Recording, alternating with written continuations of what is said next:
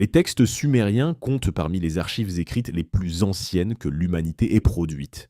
Gravés sur des tablettes d'argile il y a plus de 5000 ans en Mésopotamie, ils décrivent une cosmologie complexe, une hiérarchie divine élaborée et surtout une relation particulière entre des êtres appelés Anunnaki et l'espèce humaine. L'interprétation classique de ces textes les traite comme une mythologie religieuse, un système de croyances conçu pour expliquer les origines du monde et la place de l'homme dans l'univers. Mais depuis plusieurs décennies, un nombre croissant de chercheurs, de philologues et de théoriciens indépendants soutiennent que cette lecture est insuffisante. Selon eux, les tablettes sumériennes ne décrivent pas des métaphores. Elles décrivent des événements réels, des interventions concrètes et des décisions délibérément prises par des entités qui auraient façonné la nature humaine à leur convenance. Parmi les questions les plus troublantes que soulève cette lecture alternative figure celle-ci. Si les Anunnaki ont créé ou modifié l'être humain, ont-ils également choisi de lui retirer certaines capacités? Et si oui, lesquelles et pourquoi? Les textes sumériens comptent parmi les documents écrits les plus anciens que l'humanité ait produits. Gravés sur des tablettes d'argile en Mésopotamie il y a plus de 5000 ans, ils décrivent une cosmologie structurée, une hiérarchie divine précise et une relation particulière entre des êtres appelés Anunnaki et l'espèce humaine. L'interprétation académique dominante traite ces récits comme une mythologie religieuse, un système symbolique destiné à expliquer les origines du cosmos et la condition humaine. Mais depuis plusieurs décennies, un nombre croissant de chercheurs, de philologues et d'analystes indépendants avancent que cette lecture reste incomplète. Selon eux, les tablettes sumériennes ne décrivent pas des abstractions. Elles consignent des événements concrets, des interventions physiques et des décisions délibérées prises par des entités qui auraient directement modelé la biologie et les capacités de l'être humain. Le terme Anunnaki lui-même concentre cette ambiguïté fondamentale. Selon les philologues classiques, il se traduit par ceux qui sont venus du ciel vers la terre. D'autres spécialistes, notamment Zecharia Sitchin, dont les travaux ont alimenté des décennies de débats, proposent une lecture différente, ceux du sang royal du ciel. Cette divergence traductionnelle n'est pas un détail mineur. Elle conditionne l'ensemble de l'interprétation. Si les Anunnaki sont des divinités symboliques, leurs actes relèvent de l'allégorie. S'ils sont des entités physiques d'origine extraterrestre ou d'une civilisation antédiluvienne avancée, leurs interventions sur l'humanité acquièrent une dimension radicalement différente. Le texte le plus directement pertinent sur la création de l'homme est l'épopée d'Atrahasis, rédigée vers 1700 avant notre ère en akkadien, mais dont les sources orales remontent à des traditions sumériennes beaucoup plus anciennes. Dans ce récit, les grands dieux, les Anunnaki, imposent aux dieux inférieurs, les Igigi, un travail physique épuisant. Creuser les canaux, cultiver la terre, extraire les minéraux. Après des siècles d'exploitation, les Igigi se rebellent. Face à cette crise, le dieu Enki propose une solution. Créer un être intermédiaire capable d'effectuer ce travail à la place des dieux inférieurs. Cet être sera l'homme. La déesse Ninma, assistée d'Enki, mélange de l'argile avec le sang d'un dieu sacrifié pour produire les premiers humains. Ce point est crucial. Le sang divin n'est pas une métaphore dans le texte. Il est décrit comme un composant biologique concret, intégré délibérément dans la constitution de l'être humain. Ce que les chercheurs alternatifs soulignent ici, c'est la nature fonctionnelle de cette création. L'homme sumérien n'est pas créé pour être libre, il est créé pour servir. Le terme sumérien utilisé pour désigner cette fonction est lulu, souvent traduit par travailleur primitif ou être mêlé. La racine de ce mot indique un mélange, une hybridation. Ce n'est pas la création d'une espèce souveraine, c'est la production d'un outil biologique à capacité contrôlée. Cette lecture soulève immédiatement une question que les textes eux-mêmes semblent anticiper. Si l'homme a été conçu comme un instrument de travail, quelles capacités lui ont été accordées et surtout, quelles capacités lui ont été refusées ou retirées? Le récit d'Atrahasis ne répond pas directement à cette question, mais il contient plusieurs passages qui décrivent des limitations imposées à l'espèce humaine après sa création initiale. Ces limitations ne sont pas présentées comme des accidents biologiques, Elles sont décrites comme des décisions prises par les Anunnaki lors d'assemblées délibératives face à ce qu'ils percevaient comme une menace croissante émanant de leur propre création. L'Enuma Elish, le texte cosmogonique babylonien qui reprend et restructure des traditions sumériennes plus anciennes, ajoute une dimension supplémentaire. Dans ce texte, la création de l'humanité est associée à l'établissement d'un ordre cosmique hiérarchisé. L'homme occupe le bas de cette hiérarchie, non par accident, mais par conception. Les dieux qui président à sa création débattent explicitement du niveau de conscience et de capacité à lui attribuer.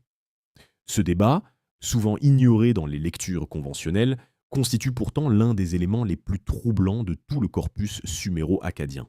Ce que les textes décrivent, pris dans leur ensemble, c'est un processus de fabrication assistée d'une espèce, avec des paramètres biologiques définis, des capacités sélectionnées et des limitations intégrées dès l'origine. La question de savoir si ces limitations étaient définitives ou si elles ont été renforcées à différents moments de l'histoire humaine est précisément ce que les segments suivants vont examiner. Les tablettes ne livrent pas leurs conclusions facilement. Elles te les dissimulent dans des répétitions rituelles, des listes de rois, des hymnes et des lamentations. Mais pour qui sait lire entre les lignes de l'argile, les indices sont là, cohérents, troublants et remarquablement précis. L'épopée d'Atrahasis et l'Enuma Elish sont généralement étudiées séparément par les assyriologues. La première est classée comme un mythe de création et de déluge, la seconde comme un texte cosmogonique centré sur la suprématie du dieu Marduk. Mais lorsqu'on les examine en parallèle, en recherchant non pas leurs différences narratives, mais leurs points de convergence structurels, un schéma cohérent émerge. Ces deux textes décrivent, avec des vocabulaires légèrement différents, le même processus fondamental: la création d'un être humain fonctionnellement limité, maintenu dans un état de dépendance cognitive et biologique par des décisions divines explicites. Dans l'Atrahasis, les limitations imposées à l'homme ne sont pas toutes présentes dès la création initiale. Le texte décrit plusieurs interventions successives. Après la première création, les humains se multiplient trop rapidement et leur bruit, le terme sumérien est rigmu, qui peut également se traduire par conscience collective, selon certains spécialistes, perturbe le sommeil des dieux. Enlil, le dieu souverain, réagit en envoyant des fléaux successifs. D'abord la maladie, puis la sécheresse, puis la famine. Chaque fois, l'humanité survit grâce à l'intercession d'Enki. Finalement, Enlil ordonne le déluge pour éliminer définitivement le problème. Ce que cette séquence révèle, c'est que les limitations initiales imposées à l'humanité étaient insuffisantes aux yeux d'Enlil. L'espèce conservait une vitalité, une capacité de résilience et peut-être une forme de cohésion collective que les dieux n'avaient pas anticipée. Le terme rigmu mérite une attention particulière. Dans les textes liturgiques sumériens, il désigne à la fois le bruit physique et la puissance de la parole collective. Certains chercheurs, dont des philologues spécialisés en sémitique ancien, ont suggéré que ce mot encode une idée plus complexe que le simple tumulte sonore. Il pourrait désigner une forme de résonance collective, une capacité humaine à agir en unité de conscience. Si cette interprétation est correcte, alors ce qui dérange Enlil dans l'Atrahasis n'est pas simplement le nombre d'humains ou leur volume sonore, c'est leur cohérence psychique, c'est leur capacité à fonctionner comme une entité collective consciente. L'Enuma Elish aborde la question différemment, mais arrive à une conclusion structurellement similaire. Dans ce texte, c'est Marduk qui crée l'homme à partir du sang de Kingu, le général vaincu de Tiamat. Le choix de Kingu est significatif. Kingu était un être guerrier, porteur d'une tablette des destins, un objet qui, dans la cosmologie babylonienne, confère une autorité cosmique absolue. En utilisant son sang pour créer l'humanité, Marduk intègre dans l'ADN humain une trace de cette puissance originelle, mais dans un corps conçu pour servir, non pour gouverner. C'est une architecture délibérée. Insérer le potentiel dans un cadre qui l'empêche de se déployer pleinement. Cette logique de puissance contenue est absente des lectures mythologiques conventionnelles, qui voient dans ces textes de simples récits étiologiques. Mais elle est cohérente avec ce que plusieurs autres traditions anciennes décrivent indépendamment. Les textes hermétiques égyptiens, notamment le Corpus Hermeticum, décrivent également un être humain porteur d'une nature divine enfermé dans un corps matériel limitant. Les textes gnostiques vont encore plus loin, postulant l'existence de dieux démiurges, les archontes, qui auraient délibérément construit un monde et un corps humain conçus pour emprisonner une conscience supérieure. La convergence de ces traditions indépendantes autour du même schéma, puissance divine insérée dans un contenant biologique limité, ne constitue pas une preuve, mais elle représente un motif récurrent qui demande une explication. Ce qui rend l'Atrahasis particulièrement remarquable, c'est la précision avec laquelle il décrit les mécanismes de contrôle. Le texte ne dit pas simplement que les dieux ont limité l'homme. Il détaille les méthodes. Après le déluge, Enlil et Enki s'accordent sur un nouveau régime pour l'humanité survivante. Ce régime comprend l'introduction de la mortalité individuelle accélérée, la séparation des femmes en deux catégories, celles qui enfantent et celles qui ne le peuvent pas, et l'établissement de prêtresses qui renoncent à la reproduction. Ces mesures sont présentées comme des solutions démographiques. Mais examinées sous un angle différent, elles ressemblent davantage à un protocole de gestion d'une population dont la croissance et la cohérence collective représentent une menace pour l'ordre établi. L'Enuma Elish, de son côté, insiste sur la hiérarchie cosmique comme cadre immuable. L'homme est créé pour porter le joug des dieux. Une formule qui revient plusieurs fois dans le texte avec une régularité qui suggère une intention pédagogique. Il ne s'agit pas de décrire une condition temporaire. Il s'agit d'ancrer dans la conscience humaine l'idée que la servitude est l'état naturel et légitime de l'espèce. Cette fonction idéologique des textes sacrés, répéter et renforcer des limitations comme si elles étaient des vérités cosmiques, est ce que certains chercheurs appellent un encodage cognitif. Le texte lui-même devient un outil de verrouillage transmis de génération en génération sous forme de liturgie. Ce que les deux textes partagent, au-delà de leurs différences narratives, c'est une vision de l'humanité comme projet inachevé, délibérément maintenu dans cet état. La question qui émerge naturellement de cette lecture est la suivante. Quelles étaient les capacités que ce projet devait empêcher de se développer ? Les sections suivantes examinent chacune de ces capacités, en remontant aux passages spécifiques des tablettes qui les mentionnent, directement ou indirectement. La description du processus de création humaine dans les textes sumériens et akkadiens est suffisamment précise pour avoir alimenté, depuis les années 1970, un débat sérieux sur sa nature réelle. L'image centrale, du sang divin mêlé à de l'argile pour produire un être vivant, a longtemps été traitée comme une métaphore poétique. L'argile représenterait la matière, le sang divin représenterait le souffle de vie ou l'âme. Cette lecture symbolique est confortable et s'intègre facilement dans les cadres interprétatifs des religions monothéistes qui ont succédé aux traditions sumériennes. Mais elle ignore plusieurs éléments textuels précis qui résistent à cette simplification. Dans l'épopée d'Atrahasis, le processus de création est décrit avec un vocabulaire technique inhabituel pour un texte religieux. La déesse Ninma ne souffle pas la vie sur une forme d'argile. Elle mélange, elle mesure, elle ajuste.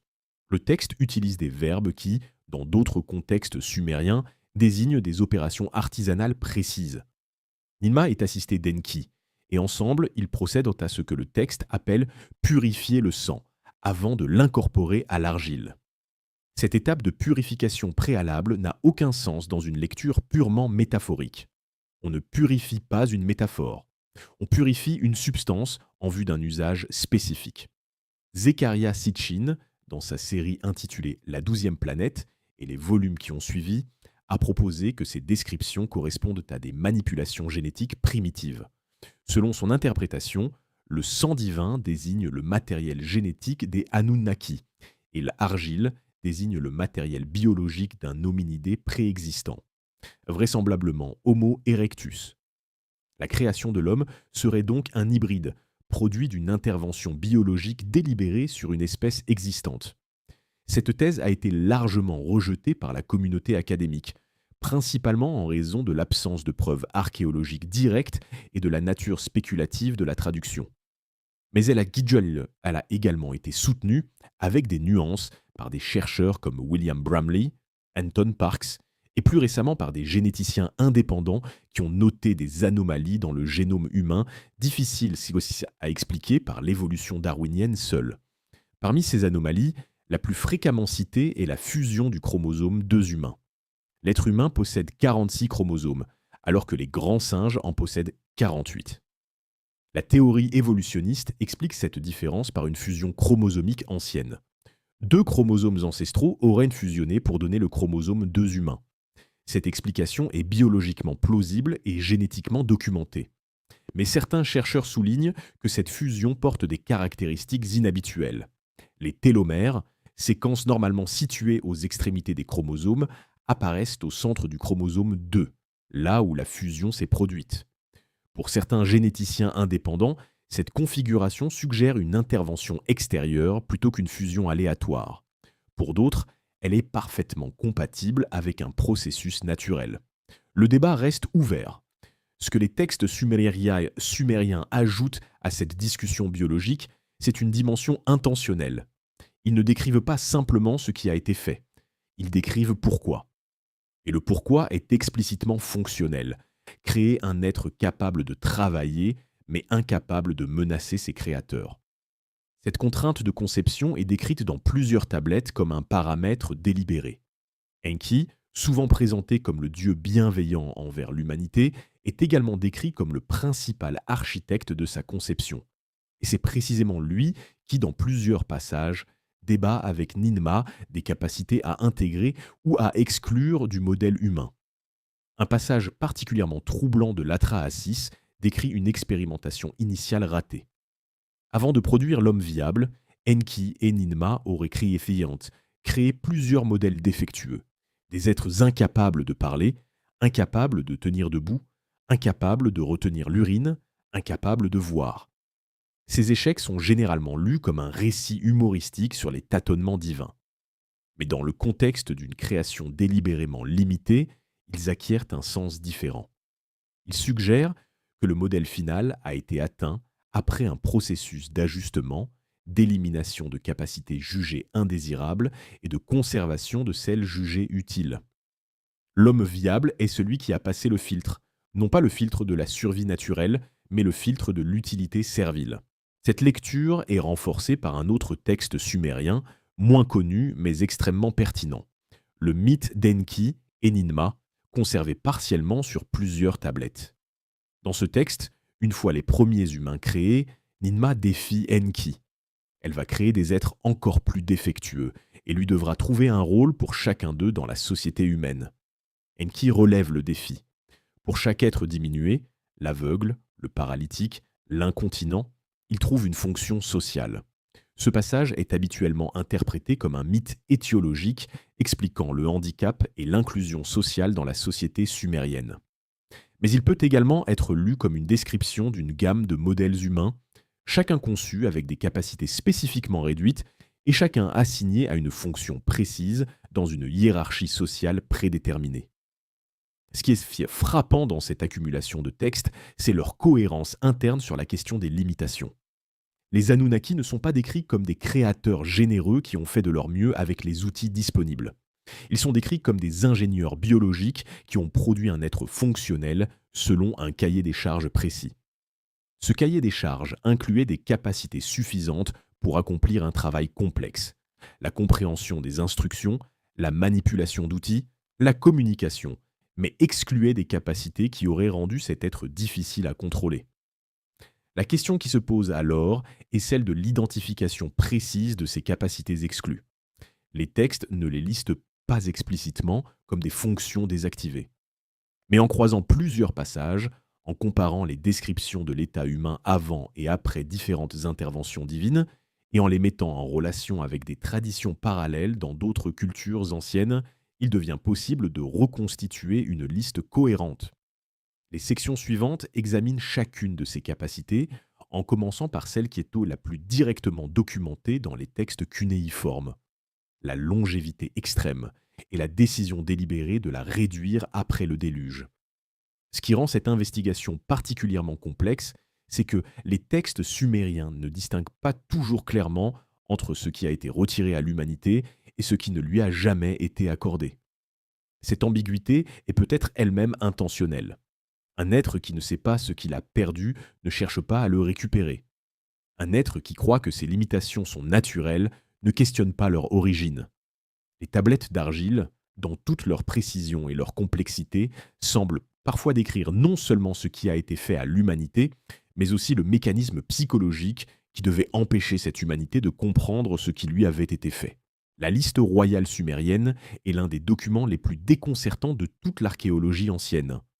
Gravée sur une prisme d'argile découverte à Nippur et datée d'environ 2100 avant notre ère, elle énumère les rois qui ont gouverné Sumer, depuis la royauté descendue du ciel jusqu'aux dynasties historiquement vérifiables. Ce qui rend ce document extraordinaire n'est pas son existence. Plusieurs versions en ont été retrouvées, mais les chiffres qu'il contient. Les premiers rois de la liste, ceux qui ont gouverné avant le déluge, sont crédités de règnes d'une durée stupéfiante. Alulim, le premier roi de Eridu, aurait régné 28 800 ans. Alalgar, son successeur, 36 000 ans. Au total, 8 rois antédiluviens se partagent 240 et 1200 années de règne combiné. La syriologie conventionnelle traite ces chiffres comme symboliques. Ils serviraient à marquer l'ancienneté et la légitimité des dynasties, ou correspondraient à des unités de temps différentes, des cycles astronomiques, des périodes lunaires, des systèmes de calcul sexagésimal mal compris par les copistes tardifs. Ces explications sont raisonnables, mais elles laissent sans réponse une question structurelle importante. Pourquoi la liste royale marque-t-elle un changement aussi brutal et aussi précis de la durée de vie humaine exactement au moment du déluge ? Après le déluge, les chiffres chutent radicalement. Les premiers rois post-diluviens règnent encore pendant des millénaires. Jukur, premier roi de Kish après le déluge, est crédité de 1200 ans. Mais la tendance est clairement à la décroissance. En quelques générations, les durées de règne descendent à des siècles, puis à des décennies. Cette trajectoire descendante est parfaitement cohérente avec ce que la Bible hébraïque décrit dans la Genèse, où les patriarches antédiluviens vivent à des centaines d'années, Mathusalem atteignant 969 ans, tandis que les générations post-diluviennes voient leur longévité se réduire progressivement jusqu'aux limites actuelles. La convergence entre la liste royale sumérienne et les généalogies bibliques sur ce point précis est significative. Ces deux traditions, issues de contextes culturels différents mais géographiquement proches, s'accordent sur le fait que la longévité humaine était autrefois radicalement supérieure et qu'elle a diminué de façon délibérée et progressive après un événement catastrophique majeur. Dans la tradition biblique, cette réduction n'est pas expliquée biologiquement. Elle semble simplement se produire. Dans les textes sumériens, elle est associée à des décisions divines prises lors de l'assemblée des Anunnaki après le déluge. L'Atrahasis est explicite sur ce point. Après le déluge, Enlil et Enki négocient un nouveau régime pour l'humanité survivante. Enlil, furieux que l'humanité ait survécu grâce à l'intervention d'Enki, exige des garanties que la situation ne se reproduira pas. Enki propose alors une série de mécanismes de contrôle démographique et biologique. Parmi ceux-ci figurent ce que les chercheurs alternatifs identifient comme une réduction délibérée de la durée de vie humaine. Le texte est partiellement endommagé à cet endroit, mais les fragments disponibles décrivent l'établissement de nouvelles règles biologiques pour l'espèce, des règles qui n'existaient pas avant le déluge. Ce que certains chercheurs soulignent ici, c'est la logique fonctionnelle de cette réduction. Un être qui vit 900 ans accumule une expérience, une sagesse et potentiellement une puissance que des créateurs soucieux de maintenir leur contrôle pourraient trouver dangereuse. Un être qui vit 70 ou 80 ans passe la majeure partie de son existence à apprendre les règles de base de la survie et de la reproduction, laissant peu de temps et d'énergie pour des explorations plus profondes de sa propre nature ou des structures de pouvoir qui le gouvernent. La réduction de la longévité, dans cette perspective, n'est pas un châtiment. C'est un mécanisme d'optimisation du contrôle. Cette interprétation trouve un écho dans un texte sumérien distinct, le mythe de la descente d'Inanna aux enfers. Dans ce texte, la déesse Inanna descend dans le monde souterrain et en revient transformée, portant une connaissance que les autres dieux ne possèdent pas. À son retour, les Anunnaki du monde souterrain, les Anunnaki Kigal, exigent une compensation. Quelqu'un doit la remplacer dans le royaume des morts. Ce texte est généralement interprété comme un mythe saisonnier ou une description des cycles de mort et de renaissance. Mais dans le contexte de la longévité humaine, il introduit un concept important, celui d'une limite de durée imposée non pas par des processus naturels, mais par une décision d'entité qui gouverne le cycle de vie. Les textes hermétiques égyptiens, contemporains ou légèrement postérieurs aux traditions sumériennes, ajoutent une dimension complémentaire. Dans le livre des morts égyptien et dans les textes des pyramides, la mort n'est pas présentée comme un état naturel de l'être humain. Elle est présentée comme un obstacle, un mécanisme imposé que le défunt doit apprendre à naviguer pour retrouver son état originel. Cette conception d'une mort non naturelle, d'une limitation de la durée de vie comme intervention externe, est cohérente avec ce que les textes sumériens décrivent et suggère qu'une tradition commune sur la réduction délibérée de la longévité humaine existait à travers plusieurs cultures du Proche-Orient ancien. Sur le plan biologique, des chercheurs modernes ont examiné la question de la longévité potentielle de l'espèce humaine sous un angle différent. Les travaux sur la biologie de l'ADN ont identifié ce qu'on appelle les télomères, des séquences d'ADN situées aux extrémités des chromosomes qui raccourcissent à chaque division cellulaire, fonctionnant comme une horloge biologique. Lorsque les télomères atteignent une longueur critique, la cellule cesse de se diviser et entre en sénescence. Ce mécanisme est considéré comme l'une des causes principales du vieillissement et de la mort naturelle. Ce qui est remarquable, c'est que ce mécanisme n'est pas universel dans le règne vivant. Certains organismes, certaines méduses, certains vers plats, certaines bactéries possèdent des mécanismes de régénération télomérique qui leur confèrent une longévité théoriquement illimitée. L'être humain possède l'enzyme télomérase, capable de rallonger les télomères, mais cette enzyme est largement supprimée dans les cellules somatiques adultes. Elle reste active dans les cellules reproductrices et dans certaines cellules souches, mais pas dans les cellules ordinaires du corps. Des chercheurs indépendants ont posé la question suivante. Pourquoi un organisme aussi complexe que l'être humain possède-t-il l'outil biologique nécessaire à une longévité étendue, la télomérase? Mais ce même outil est-il délibérément éteint dans la majorité de ces cellules? Pour la biologie évolutionniste, la réponse est fonctionnelle. Une télomérase trop active favorise le cancer. Mais pour les chercheurs qui lisent les textes sumériens à la lumière de la biologie moderne, cette question résonne différemment.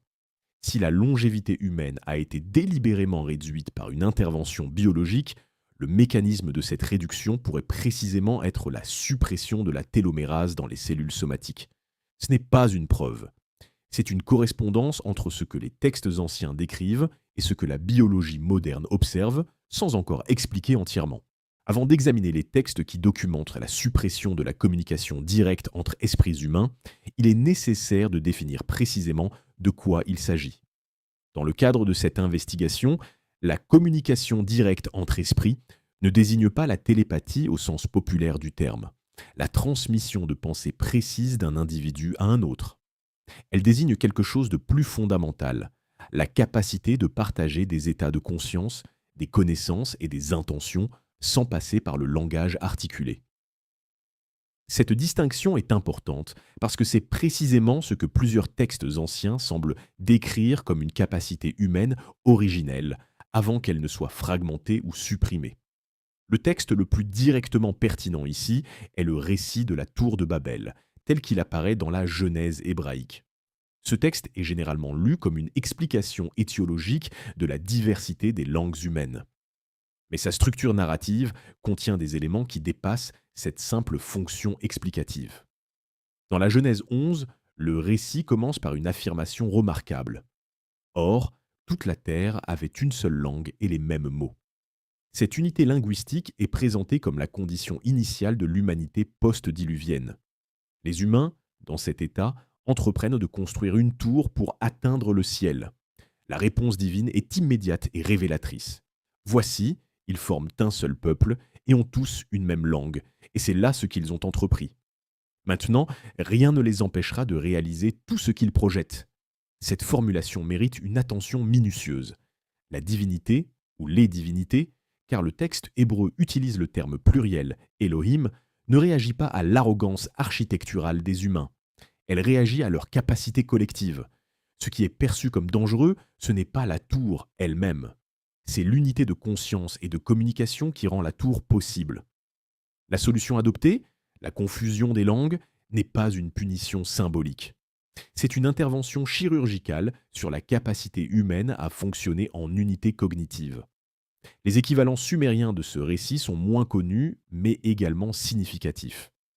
Dans le texte sumérien intitulé Ammerkar et le seigneur d'Arata, il est fait référence à un temps ancien où toute l'humanité s'adressait à Enlil en une seule langue.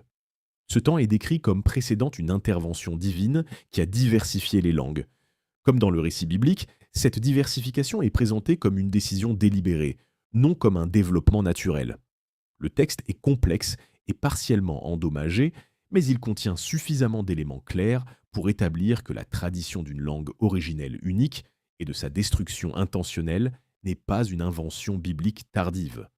Elle existait dans la tradition sumérienne bien avant la rédaction de la Genèse. Ce que ces textes décrivent, dans leur convergence, c'est la suppression d'un mode de communication qui allait au-delà du simple langage.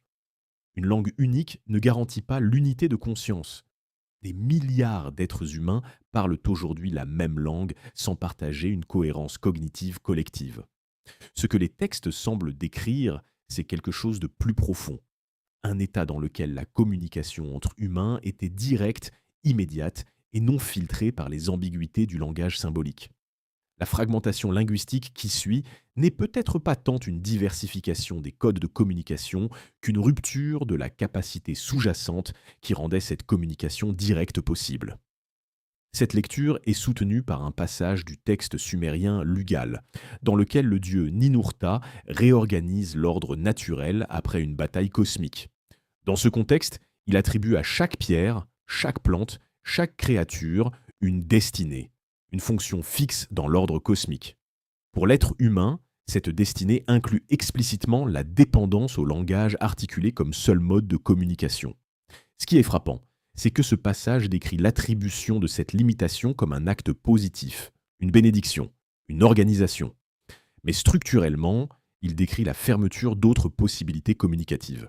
La neurologie moderne offre un cadre intéressant pour penser cette question, sans la résoudre.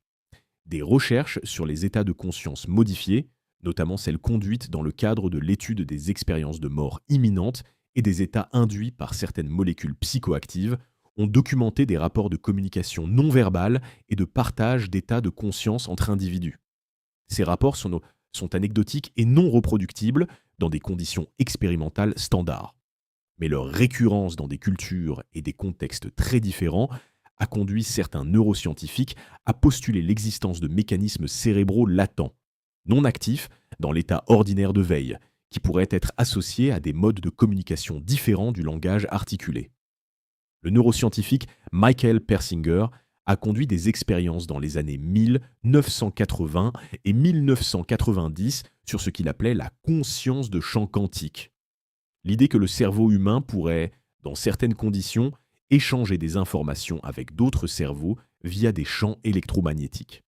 Ces expériences ont été controversées et n'ont pas été reproduites de manière concluante, mais elles indiquent l'existence d'un débat sérieux au sein même des neurosciences sur les limites réelles de la communication interindividuelle et sur la question de savoir si ces limites sont biologiquement nécessaires ou biologiquement imposées. Dans le contexte des textes sumériens, cette distinction est cruciale. Si les Anunnaki ont délibérément réduit la capacité de communication directe entre humains, ils auraient eu besoin d'un mécanisme biologique pour le faire. Ce mécanisme ne serait pas nécessairement la destruction d'un organe. Il pourrait s'agir de la suppression d'un mode de fonctionnement cérébral, d'une réduction de la sensibilité à certaines fréquences d'information ou d'une modification de la façon dont le cerveau traite et partage les états de conscience. Ces modifications, si elles ont eu lieu, seraient invisibles dans les archives fossiles, mais pourraient laisser des traces dans la structure génétique ou neurologique de l'espèce. Ce qui est documenté, sans ambiguïté, c'est que plusieurs traditions anciennes, sumériennes, hébraïques, égyptiennes, et comme on le verra plus loin, védiques et mésoaméricaines, s'accordent sur l'existence d'un état humain originel caractérisé par une communication plus directe et plus immédiate que celle permise par le langage articulé, et sur la rupture délibérée de cet état par une intervention extérieure. La cohérence de ce motif à travers des cultures qui n'avaient pas de contact direct entre elles constitue un fait qui mérite une investigation sérieuse, indépendamment de la conclusion à laquelle on souhaite aboutir. Le récit de la tour de Babel a été analysé sous des angles théologiques, anthropologiques et linguistiques depuis des siècles. Mais une dimension de ce texte reste systématiquement sous-examinée, sa fonction politique. Dans presque toutes les lectures disponibles, la réaction divine à la construction de la tour est interprétée comme une réponse à l'hubris humain, à l'orgueil d'une espèce qui cherche à s'élever au niveau de ses créateurs. Mais le texte lui-même ne dit pas cela. Il dit quelque chose de plus précis et de plus troublant. Ce qui déclenche l'intervention divine, c'est l'efficacité collective des humains. Et ce que l'intervention vise à détruire, c'est précisément cette efficacité. La Genèse 11, verset 6, constitue l'un des passages les plus inhabituels de toute la Bible hébraïque. La divinité, à nouveau exprimée au pluriel, observe les humains et conclut « Maintenant, rien ne leur sera impossible ». Cette formulation implique une capacité illimitée, non pas dans le domaine architectural, mais dans le domaine de l'action collective consciente. Ce n'est pas la tour qui est dangereuse, c'est ce que la tour représente, la preuve que des humains partageant une langue commune et une intention unifiée peuvent accomplir n'importe quoi. La solution choisie ne détruit pas la tour, elle détruit la condition qui a rendu la tour possible.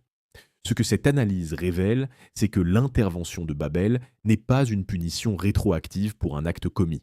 C'est une mesure préventive contre une capacité qui commence à se manifester. Les humains n'ont pas encore atteint le ciel. Ils sont en train de construire.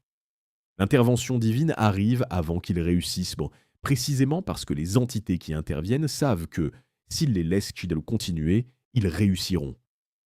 Ce niveau de confiance dans la capacité humaine collective, exprimé par la divinité elle-même dans le texte, est remarquable. Il suggère que les humains de cette période possédaient un potentiel cognitif collectif que leur créateur reconnaissait comme réel et dangereux. Les équivalents sumériens et akkadiens de ce récit permettent de préciser davantage ce qui a été fragmenté. Dans le texte Ammerkar et le seigneur d'Arata, la langue unique originelle est associée non pas simplement à une communication verbale partagée, mais à un état dans lequel les humains pouvaient adresser leurs intentions directement aux dieux. La diversification des langues intervient dans ce texte comme une mesure qui rend cette communication directe impossible. Après la fragmentation linguistique, les humains doivent passer par des intermédiaires, les prêtres, les temples, les rituels, pour communiquer avec les dieux. Ce changement n'est pas présenté explicitement comme un mécanisme de contrôle dans le texte, mais structurellement, c'est exactement ce qu'il produit. Une médiation obligatoire entre l'humain et le divin, avec tous les mécanismes de filtrage et de sélection d'informations que cette médiation implique. Cette structure de médiation imposée se retrouve dans pratiquement toutes les religions institutionnelles qui ont suivi les traditions sumériennes. Dans les civilisations mésopotamiennes post-sumériennes, dans l'Égypte pharaonique, dans les traditions védiques, dans le judaïsme, le christianisme et l'islam, l'accès direct à la divinité est systématiquement filtré par une classe sacerdotale. Cela peut s'expliquer par des facteurs sociaux et politiques ordinaires. Les élites religieuses ont tout intérêt à contrôler l'accès au sacré. Mais les textes sumériens suggèrent que cette structure de médiation n'est pas simplement une invention sociale. Elle a été délibérément instaurée comme conséquence de la fragmentation cognitive produite par l'intervention de Babel. Le linguiste et théoricien Noam Chomsky a développé l'idée que le langage humain repose sur une structure grammaticale universelle, une grammaire universelle, intégrée dans le cerveau humain indépendamment de la langue particulière apprise. Cette théorie implique que derrière la diversité des langues, il existe une architecture cognitive commune. Des chercheurs qui s'intéressent aux traditions sumériennes dans une perspective alternative ont noté la convergence entre cette idée chomskienne et ce que les textes anciens décrivent, une capacité communicative profonde et commune, fragmentée en surface mais pas entièrement détruite en profondeur. La grammaire universelle de Chomsky pourrait être, dans cette lecture, le vestige résiduel d'une capacité communicative plus directe que la fragmentation de Babel n'a pas complètement réussi à éliminer. Des neuroscientifiques, comme Julian Jaynes, ont suggéré, dans son ouvrage The Origin of Consciousness in the Breakdown of the Bicameral Mind, que cette latéralisation cérébrale accentuée chez l'humain est un développement relativement récent, peut-être survenu il y a 3 à 4 000 ans, et qu'elle correspond à un changement dans la structure de la conscience humaine. Avant ce changement, selon Jaynes, les humains percevaient leurs propres pensées et décisions comme des voix divines extérieures. Après ce changement, ils ont développé ce que nous appelons la conscience subjective intérieure. Indépendamment de la validité de la théorie complète de Jaynes, l'idée centrale qu'il défend, que la structure de la conscience humaine a subi un changement radical à une période historique précise, est cohérente avec ce que les textes sumériens décrivent. Et la chronologie qu'il propose, un changement survenu entre 3000 et 1000 avant notre ère, coïncide approximativement avec les périodes décrites dans les textes sumériens et la Genèse comme des moments d'intervention divine sur la nature humaine. Ce qui se dessine, à travers ces convergences entre textes anciens, neurosciences et linguistique, c'est un scénario dans lequel la capacité humaine à fonctionner en unité cognitive collective a été délibérément réduite par une combinaison de fragmentation linguistique et possiblement de modifications neurologiques. La fragmentation linguistique est documentée dans les textes. La modification neurologique est hypothétique, mais biologiquement plausible. L'effet combiné de ces deux interventions serait précisément ce que l'on observe dans la condition humaine actuelle. Des individus capables d'une intelligence individuelle remarquable, mais structurellement incapables de maintenir une cohérence cognitive collective au-delà de groupes de taille limitée. Les Anunnaki, si on leur attribue ces interventions, auraient donc résolu le problème identifié dans l'Atrahasis, le Rigmu, la résonance collective humaine, non pas en détruisant l'espèce, mais en fragmentant sa capacité à fonctionner comme une entité collective consciente. C'est une solution élégante d'un point de vue ingéniérique, préserver l'outil de travail tout en neutralisant sa capacité à se retourner contre ses concepteurs. La question suivante est de savoir si cette fragmentation s'est accompagnée d'autres modifications sur d'autres capacités sensorielles et perceptives de l'espèce humaine. La capacité visuelle humaine est, sur le plan strictement physique, l'une des plus sophistiquées du règne animal. L'œil humain perçoit un spectre de longueur d'onde allant d'environ 380 à 700 nanomètres, ce qu'on appelle la lumière visible. En dehors de cette plage, l'humain est biologiquement aveugle. Il ne perçoit pas l'ultraviolet, l'infrarouge, les ondes radio, les champs électromagnétiques ou d'autres formes d'énergie que des instruments technologiques peuvent détecter. D'autres espèces animales possèdent des capacités perceptives que l'humain n'a pas. Les abeilles voient l'ultraviolet, les serpents détectent l'infrarouge, les oiseaux migrent en utilisant le champ magnétique terrestre. Du point de vue évolutif, l'absence de ces capacités chez l'humain est généralement expliquée par leur non-utilité dans l'environnement ancestral de l'espèce. Mais les textes anciens suggèrent une explication différente. Dans les textes sumériens et akkadiens, la vision n'est pas simplement un sens physique. Elle est associée à une faculté plus large, souvent désignée par le terme « me », qui peut être traduit par attribut divin, essence cosmique ou décret du destin. Les « me » sont des capacités et des connaissances détenues originellement par les dieux et partiellement transmises à certains humains ou à certaines institutions humaines. La liste des « me » dans le texte sumérien, Inanna et Enki, comprend des éléments très concrets. La royauté, la prêtrise, la descente aux enfers, la montée des enfers, mais aussi des éléments plus énigmatiques, l'œil pénétrant, la connaissance des profondeurs, la vision de loin. Ces derniers attributs sont listés comme des mieux que Inanna obtient d'Enki lors d'un festin et qu'elle emporte avec elle. Leur nature exacte n'est pas explicitée dans le texte, mais leur inclusion dans une liste qui comprend des capacités institutionnelles et gouvernementales précises suggère qu'ils désignent des facultés concrètes, non des métaphores. Le œil pénétrant, en sumérien Ijigalam, apparaît dans plusieurs autres textes avec un sens cohérent. Il désigne la capacité de voir ce qui est normalement caché, de percevoir au-delà des apparences physiques ordinaires. Dans les hymnes à Enki, ce dieu est régulièrement décrit comme possédant un regard qui traverse les apparences pour accéder à la réalité sous-jacente des choses. Dans les textes de sagesse sumériens, certains humains, typiquement des prêtres ou des rois, sont décrits comme ayant reçu une fraction de cet œil pénétrant. Le texte implique que cette capacité n'est pas universellement distribuée dans l'espèce humaine. Elle est réservée à des individus sélectionnés qui la reçoivent comme une concession divine, non comme une caractéristique biologique naturelle. Cette structure, une capacité perceptive étendue qui existe, mais qui est réservée à quelques-uns et refusée au plus grand nombre, est précisément ce qu'une lecture alternative des textes sumériens identifie comme une limitation délibérée.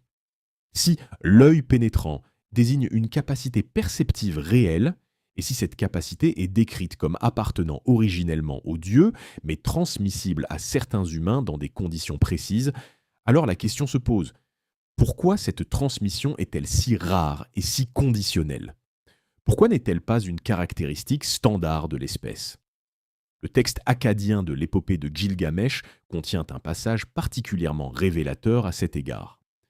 Lorsque Gilgamesh rencontre le gardien des eaux de la mort, Ur-Shanabi, puis l'immortel Utanapishti, il est décrit comme subissant une transformation perceptive. Après avoir traversé les eaux de la mort, il voit le monde différemment.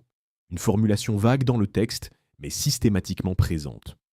Plus significatif encore, lors de son voyage dans le Jardin des Dieux, Gilgamesh voit des pierres précieuses qui sont en réalité des arbres, une description qui, dans une lecture littérale, décrit la perception d'une réalité physique différente de celle ordinairement accessible.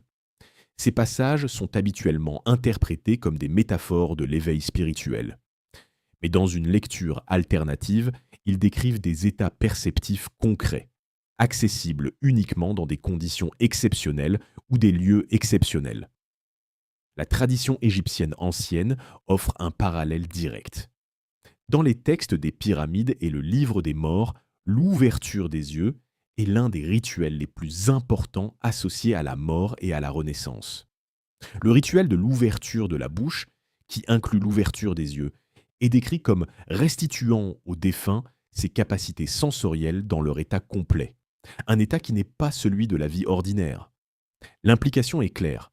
Dans la vie ordinaire, les yeux sont fermés, non pas physiquement, mais perceptivement.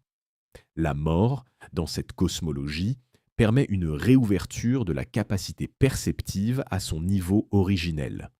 Ce qui est décrit comme un bénéfice de la mort dans la tradition égyptienne est donc, structurellement, la récupération d'une capacité qui était supprimée dans la vie.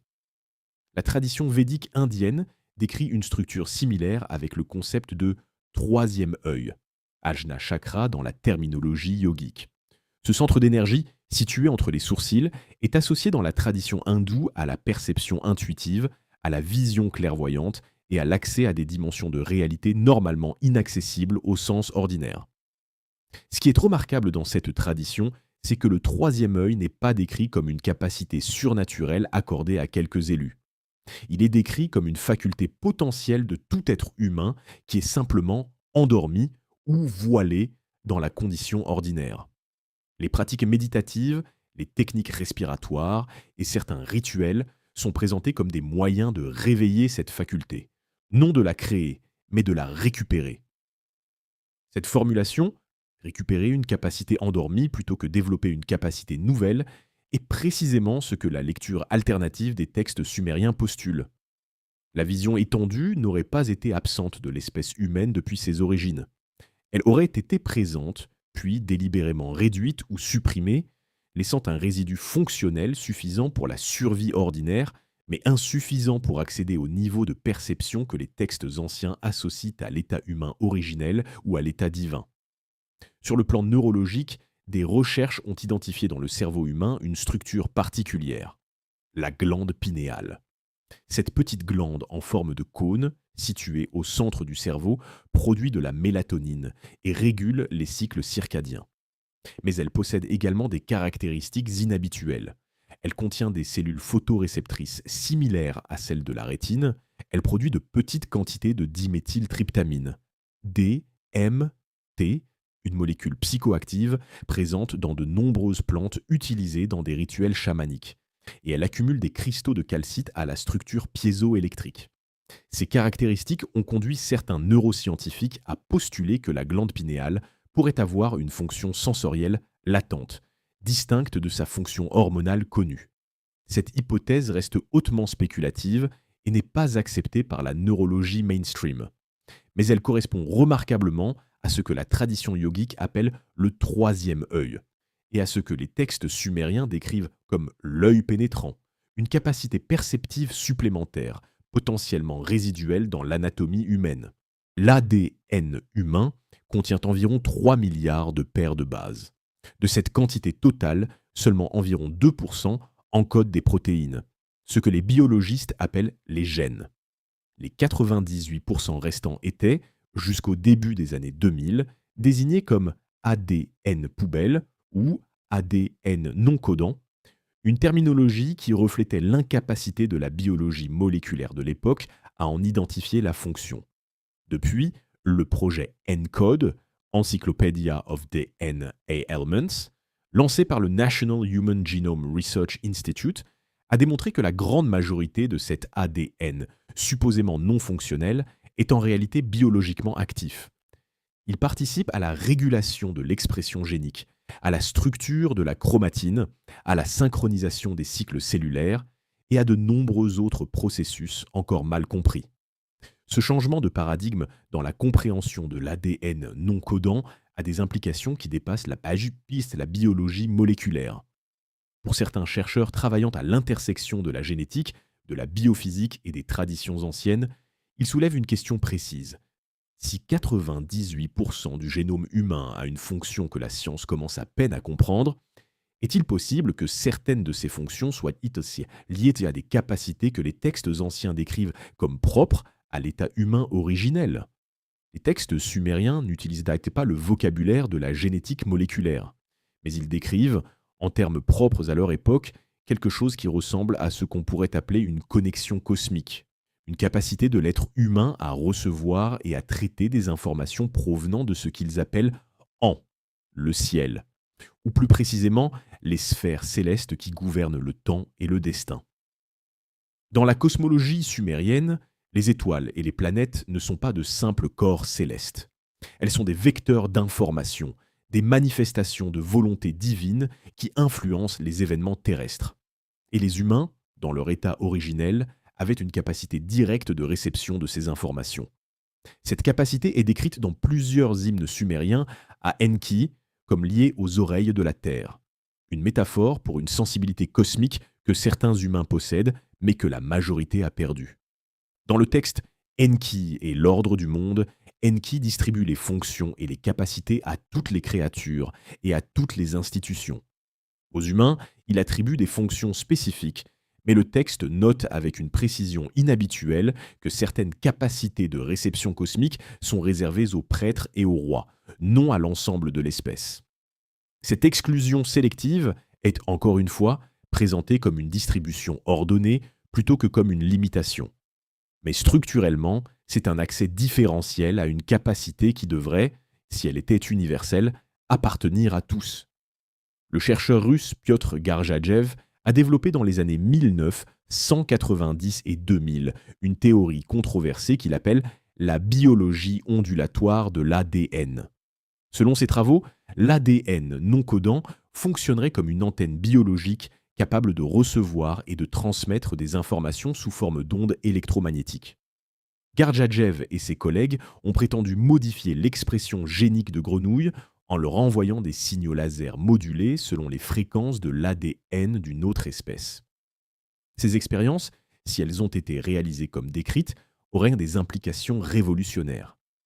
Elles suggéreraient que l'ADN est un système de communication biologique capable de fonctionner à des fréquences qui transcendent le contact moléculaire direct. La communauté scientifique mainstream a largement rejeté ou ignoré ces travaux, principalement en raison du manque de reproductibilité documentée. Mais ils ont alimenté un courant de recherche alternatif qui examine l'ADN non seulement comme un code d'information, mais comme un organe de communication.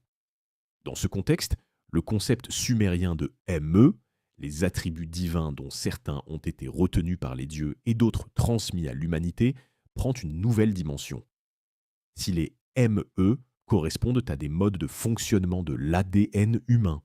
Et si certains de ces modes ont été désactivés par intervention biologique, alors ce que les textes décrivent comme une distribution sélective d'attributs divins pourrait correspondre à ce que la génétique moléculaire moderne décrit comme une régulation épigénétique différentielle. L'épigénétique étudie précisément comment l'expression des gènes peut être activée ou désactivée par des facteurs environnementaux, sans modification de la séquence d'ADN elle-même. Des mécanismes épigénétiques, méthylation de l'ADN, modification des histones, régulation par les ARN non codants, peuvent éteindre ou allumer des segments entiers du génome. Si une entité disposant des connaissances biologiques nécessaires voulait désactiver certaines capacités humaines, l'épigénétique fournirait précisément le mécanisme approprié. Modifier non pas la séquence génétique, ce qui serait détectable et irréversible, mais les marques épigénétiques qui contrôlent l'expression de certains segments. Cette modification serait potentiellement héréditaire. Les marques épigénétiques peuvent se transmettre de génération en génération, mais aussi potentiellement réversibles si les conditions appropriées sont réunies.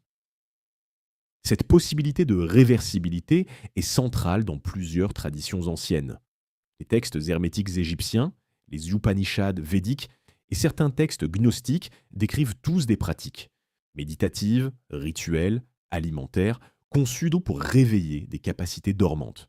Ces pratiques ne sont pas présentées comme créant quelque chose de nouveau. Elles sont présentées comme récupérant quelque chose qui existait et qui a été perdu ou supprimé. Cette formulation cohérente, à travers des traditions culturellement indépendantes, suggère une conception partagée de la condition humaine. Un être biologiquement capable de plus qu'il ne manifeste ordinairement, et dont les capacités supplémentaires peuvent être récupérées par des interventions spécifiques. La question du rapport entre les fréquences cosmiques et les capacités biologiques humaines a également été explorée par le physicien Fritz Albert Popp, qui a découvert que les cellules vivantes émettent des photons, des particules de lumière, en quantité infime mais mesurable. Ces biophotons ne sont pas de simples sous-produits du mitochondrie et du métabolisme.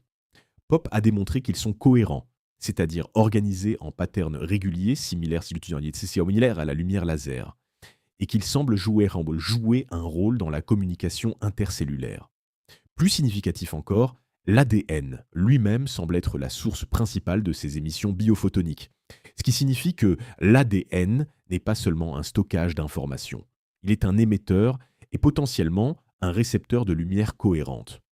Pour les chercheurs qui croisent la biophysique avec les traditions anciennes, cette découverte est remarquablement cohérente avec les descriptions sumériennes d'une connexion lumineuse entre les êtres humains et les sphères célestes.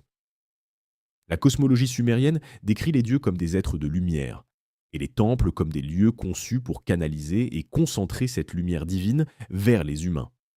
Si l'ADN est un système biophotonique, alors l'architecture des temples, avec leurs orientations astronomiques précises, leurs matériaux réfléchissants et leurs rituels impliquant la lumière à des moments spécifiques, pourrait avoir eu une fonction biologique concrète, activer ou maintenir actives des séquences du génome humain normalement désactivées.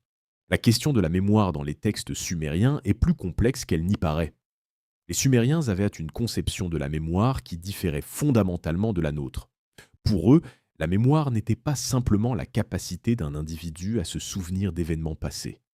Elle incluait ce qu'on pourrait appeler une mémoire verticale, un accès aux connaissances et aux expériences des ancêtres, ainsi qu'une mémoire cosmique, un accès aux événements et aux vérités qui précèdent la vie individuelle.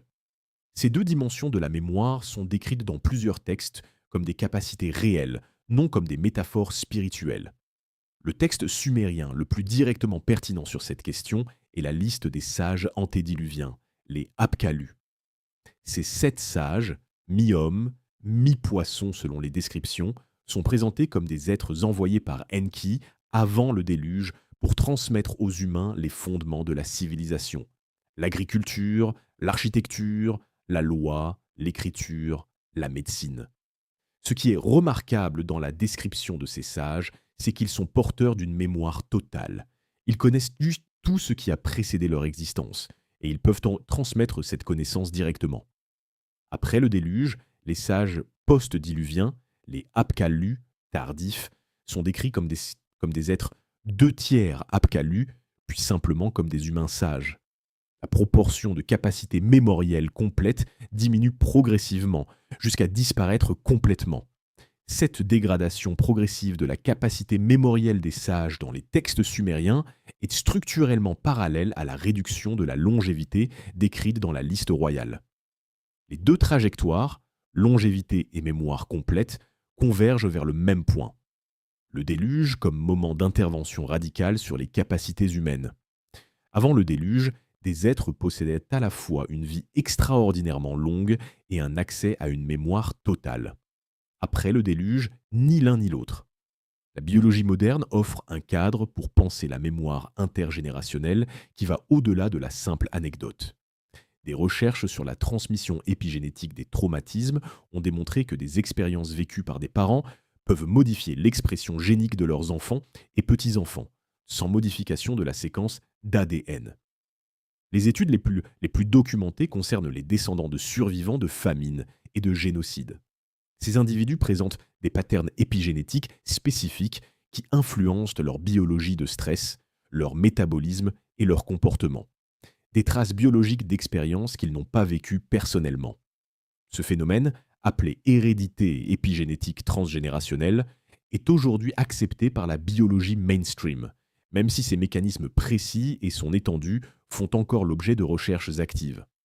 Ce qui est remarquable dans ce contexte, c'est que si des traumatismes peuvent laisser des traces épigénétiques transmissibles, des expériences positives, des connaissances, des capacités, des états de conscience pourraient théoriquement laisser des traces similaires.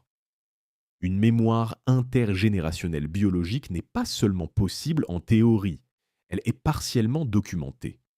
La question est de savoir si l'espèce humaine possédait autrefois un mécanisme de transmission mémorielle intergénérationnelle plus robuste que celui qui est aujourd'hui observable, et si ce mécanisme a été délibérément affaibli. Les textes gnostiques, notamment les textes de Nag Hammadi, découverts en Égypte en 1945, ajoutent une dimension importante à cette question. Dans ces textes, les archontes, les démiurges qui ont créé le monde matériel, utilisent de l'oubli comme outil de contrôle. L'âme humaine, selon la cosmologie gnostique, arrive dans le monde physique avec une connaissance complète de sa nature divine et de ses origines célestes. Mais avant de s'incarner, elle passe par une rivière d'oubli, une structure analogique au lété grec, qui efface cette mémoire. Le résultat est un être qui porte en lui une capacité divine, mais qui ne s'en souvient pas, et qui doit donc se soumettre aux règles du monde matériel comme si elles étaient naturelles et immuables. Ce motif de l'oubli imposé comme mécanisme de contrôle est présent dans la mythologie grecque avec le lété, dans la tradition bouddhiste avec le concept de voile de Maya, dans la tradition hindoue avec avidya, l'ignorance fondamentale, et dans de nombreuses traditions chamaniques qui décrivent l'état ordinaire de la conscience comme un sommeil ou une amnésie. La cohérence de ce motif à travers des traditions culturellement indépendantes suggère qu'il encode quelque chose de réel, une expérience partagée de capacités mémorielles réduites ou supprimées. Dans les textes sumériens, le concept équivalent est associé au terme namtar, la destinée fixée, l'ordre immuable assigné à chaque être. La destinée d'un humain ordinaire inclut l'oubli de ce qui précède sa naissance et l'ignorance de ce qui détermine sa condition. Seuls les rois et les prêtres, par des rituels spécifiques dans des temples spécifiques, peuvent accéder à des fragments de la mémoire cosmique. Et encore, cet accès est partiel, contrôlé et conditionné par l'approbation des dieux. Ce qui rend ce point particulièrement significatif dans le cadre de l'investigation sur les capacités désactivées, c'est que la suppression de la mémoire intergénérationnelle a des effets profonds sur la capacité d'une espèce à apprendre de son passé collectif. Un être qui ne peut pas accéder aux expériences de ses ancêtres est condamné à recommencer les mêmes apprentissages à chaque génération. Il ne peut pas capitaliser sur plusieurs millénaires d'expériences collectives. Il reste dans un état de relatif noviciat permanent, vulnérable aux mêmes erreurs, aux mêmes manipulations, aux mêmes cycles de domination. Si les Anunnaki cherchaient à maintenir l'humanité dans un état de dépendance cognitive, supprimer la mémoire intergénérationnelle serait l'une des mesures les plus efficaces disponibles.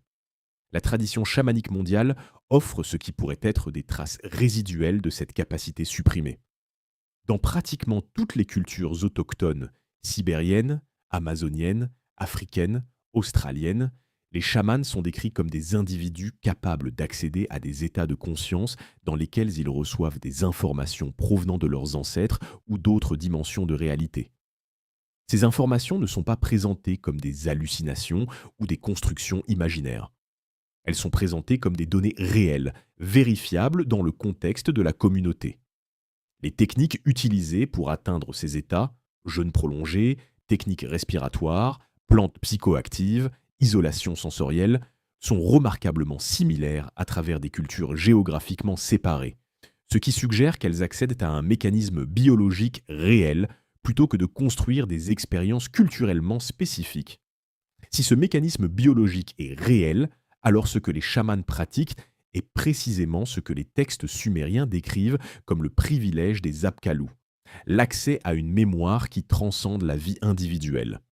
Et si les Anunnaki ont désactivé cette capacité dans l'espèce humaine ordinaire, les pratiques chamaniques seraient à des tentatives, parfois réussies selon les traditions, de contourner ce verrouillage par des interventions sur les états physiologiques du cerveau. L'épopée de Gilgamesh est généralement lue comme une méditation sur la mortalité humaine, la quête d'un héros pour l'immortalité et son acceptation finale de la condition mortelle comme inévitable. Cette lecture est valide et profonde, mais elle laisse de côté un élément structurel du texte qui mérite une attention plus précise. Gilgamesh ne cherche pas simplement à ne pas mourir. Il cherche une chose spécifique, localisée dans un endroit spécifique, décrite en termes botaniques précis. Il cherche une plante dont les propriétés lui permettraient non pas de vivre éternellement, mais de retrouver sa jeunesse, de régénérer son corps physique jusqu'à un état antérieur. Cette plante, appelée Shemu la Shiptu dans le texte akkadien, souvent traduite par la plante dont le vieux homme retrouve la jeunesse, est localisée au fond de l'océan cosmique. Pour l'atteindre, Gilgamesh doit plonger dans des eaux primordiales en portant des pierres pour descendre. Il la trouve, la récupère et repart. Mais avant de pouvoir l'utiliser, un serpent la lui vole pendant qu'il dort et la mange, expliquant ainsi, selon une lecture étiologique, pourquoi les serpents muent leur peau et semblent rajeunir. Gilgamesh rentre à Uruk les mains vides, sans avoir utilisé la plante. Ce qui est remarquable dans cette séquence narrative, c'est la spécificité botanique. La régénération physique n'est pas présentée comme un attribut divin intrinsèque que Gilgamesh essaie d'acquérir. Elle est en étant présentée comme une propriété d'une substance externe, une plante, dont l'accès est physiquement possible, mais géographiquement et logistiquement difficile. Cette distinction est importante. Elle suggère que la capacité de régénération physique n'est pas une propriété biologique que l'être humain possède naturellement. C'est une propriété qui peut être activée par une substance externe appropriée, mais dont l'accès a été rendu délibérément difficile. Dans le récit biblique du Jardin d'Éden, une structure similaire est présente avec l'arbre de vie. Après la chute d'Adam et Ève, la divinité les expulse du jardin et place des chérubins avec une épée enflammée pour garder l'accès à l'arbre de vie. La raison explicitement donnée dans le texte est la suivante. De peur que l'homme n'étende la main, ne prenne de l'arbre de vie, n'en mange et ne vive éternellement. Cette formulation est extraordinairement directe. Elle affirme que la divinité empêche délibérément l'accès humain à une substance ou une entité qui conférerait l'immortalité ou la longévité extrême. Ce n'est pas une limitation naturelle. C'est une décision active de bloquer un accès. Les chercheurs alternatifs ont noté la correspondance étroite entre la plante de jeunesse de l'épopée de Gilgamesh et l'arbre de vie de la Genèse. Les deux textes décrivent une substance végétale dotée de propriétés régénératrices, et les deux textes décrivent l'impossibilité pour les humains ordinaires d'y accéder. Dans le cas de Gilgamesh, parce qu'elle lui est volée, et dans le cas d'Adam, parce qu'il en est physiquement exclu.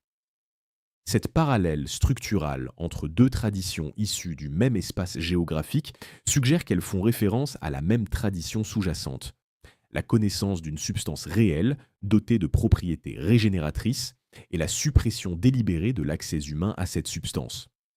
Sur le plan biologique, la régénération physique n'est pas une impossibilité théorique, Elle est une réalité observée dans d'autres espèces. Les axolotls, amphibiens mexicains aujourd'hui en danger d'extinction, peuvent régénérer des membres entiers, y compris des structures nerveuses complexes. Les planaires, vers plats, peuvent régénérer un organisme entier à partir d'un fragment minuscule de leur corps. Certaines espèces de méduses, notamment Turritopsis dorni, peuvent inverser leur cycle de développement en conditions de stress, retournant à l'état de polype et recommençant leur cycle de vie. Un mécanisme souvent décrit avec une imprécision journalistique comme la biologie de l'immortalité. Ces capacités régénératrices reposent notamment sur des mécanismes génétiques spécifiques, notamment la régulation des cellules souches et l'expression de gènes de différenciation cellulaire. L'être humain possède des cellules souches.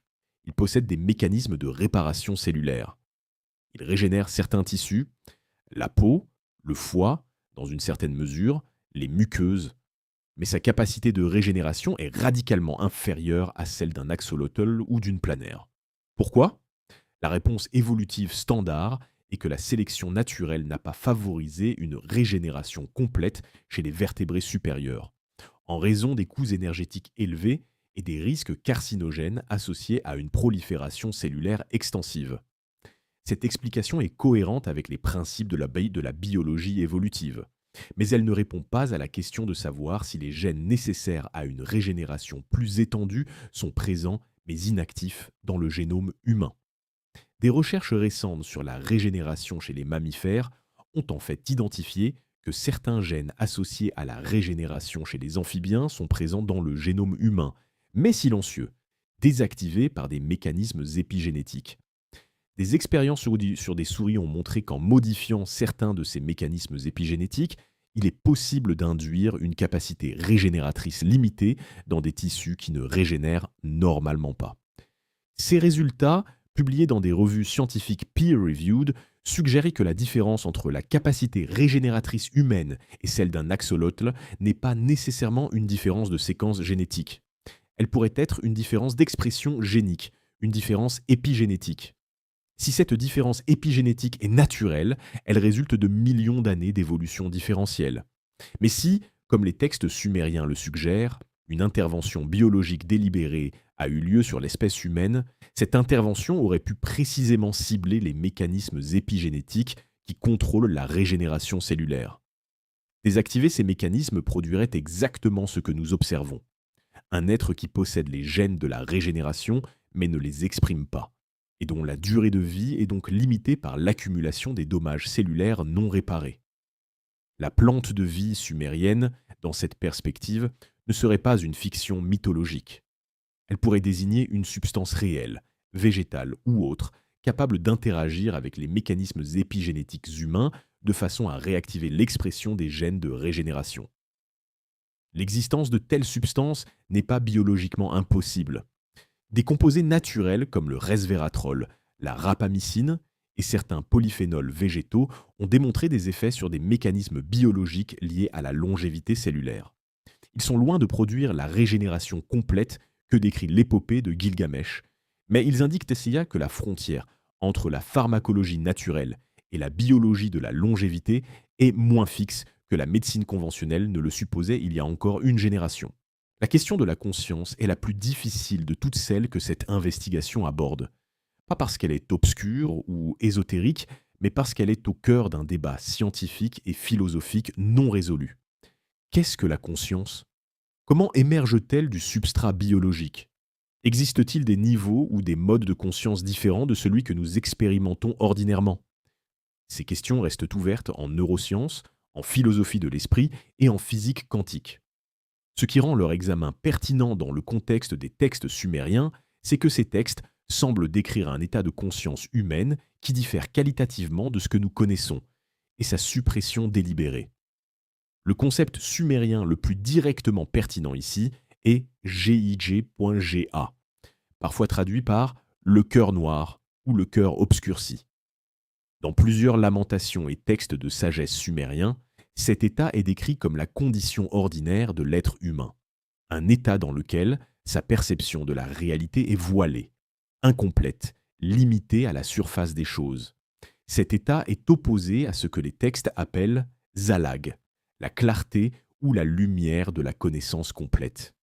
Le Zalag est l'état des dieux et, occasionnellement, de certains humains privilégiés. Le GIGA est l'état normal assigné à l'espèce humaine dans son ensemble. Ce qui est troublant dans cette opposition, c'est qu'elle n'est pas présentée comme une différence de nature entre les dieux et les humains. Elle est présentée comme une différence d'état, un état qui peut, dans des conditions exceptionnelles, être temporairement modifié.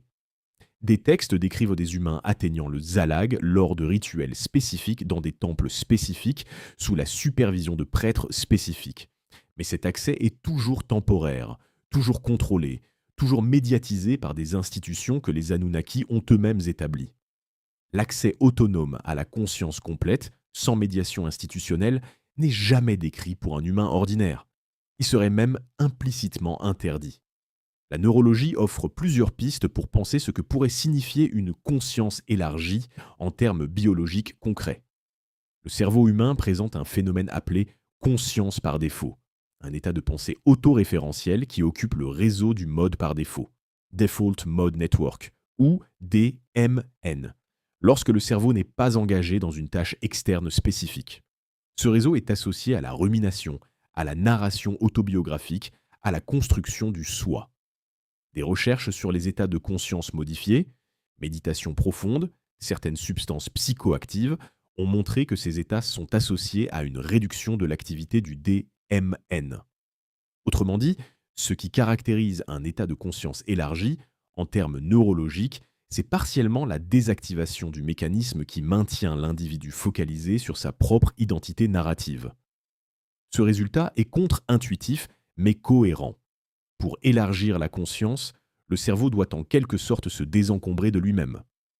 La structure neurologique qui génère le moi ordinaire semble être au moins partiellement un obstacle à d'autres modes de traitement de l'information.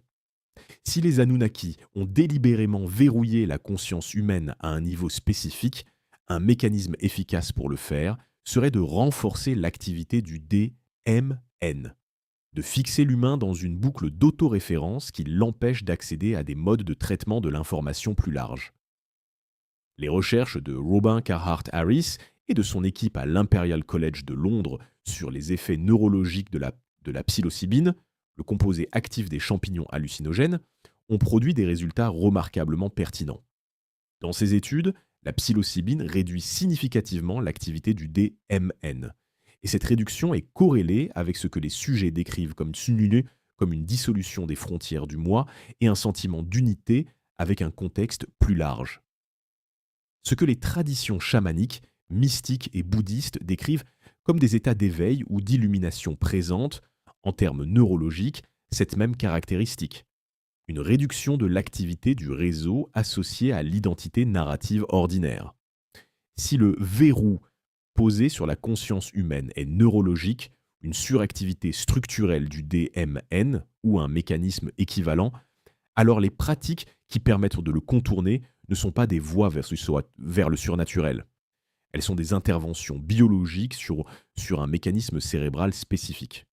Et les textes anciens, qui décrivent aussi des accès contrôlés à des états de conscience élargis, dans des contextes rituels précis, seraient des protocoles empiriquement développés pour produire ces mêmes effets neurologiques. Dans ce cadre, le fait que les Anunnaki aient réservé l'accès à ces états à des prêtres et à des rois, c'est-à-dire à des individus dont le rôle est précisément de médiatiser entre les humains ordinaires et les structures de pouvoir divines, acquiert un sens politique très précis. L'accès à la conscience élargie donne accès à une perception de la réalité qui transcende les conventions sociales, les hiérarchies institutionnelles et les récits de légitimation. Un être qui perçoit directement la structure de la réalité n'a pas besoin d'intermédiaires pour accéder au divin, et ne peut pas être facilement convaincu que les structures de domination qui l'encadrent traditionnellement sont naturelles ou inévitables. Contrôler l'accès à la conscience élargie, c'est donc contrôler l'accès à une perception politique et existentielle indépendante. Les textes sumériens associent explicitement certaines plantes et certaines substances à l'accès à des états de conscience modifiés. Le kykéon, une boisson rituelle consommée lors des mystères d'Éleusis en Grèce, dont les racines remontent peut-être à des traditions sumériennes antérieures, contenait vraisemblablement un ergot de seigle, une source naturelle de composés psychoactifs. Les boissons rituelles sumériennes, notamment la bière d'orge produite dans les temples, pourraient avoir contenu des additifs psychoactifs dans certains contextes cérémoniels. Ces pratiques, documentées ou inférées, suggèrent que les cultures anciennes connaissaient la relation entre certaines substances et l'accès à des états de conscience différents, et qu'elles utilisaient cette connaissance dans des contextes strictement contrôlés. Ce qui est frappant dans la perspective de cette investigation, c'est que ces mêmes substances, psilocybine, DMT, composés psychoactifs d'origine végétale, sont aujourd'hui classées comme drogues illégales dans la plupart des pays du monde. Cette classification, instaurée au cours du XXe siècle, a effectivement coupé la grande majorité de l'humanité de l'accès contrôlé à des états de conscience modifiés. Que cette prohibition soit une politique de santé publique raisonnée ou la continuation d'un ancien mécanisme de contrôle de l'accès à la conscience élargie est une question que les textes sumériens n'abordent pas directement, mais que la logique de leur structure suggère. Eridu est considéré par les archéologues comme l'une des premières villes sumériennes, sinon la première. Fondée vers 5400 avant notre ère dans le sud de la Mésopotamie, sur un tel, aujourd'hui connu sous le nom d'Abou Shahrain en Irak, elle est explicitement mentionnée dans la liste royale sumérienne comme le lieu où la royauté descendit du ciel pour la première fois. Son temple principal, dédié à Enki, était l'un des plus importants de toute la Mésopotamie ancienne. Et c'est à Eridu que plusieurs tablettes particulièrement significatives pour la question des interventions sur l'espèce humaine ont été découvertes ou peuvent être associées.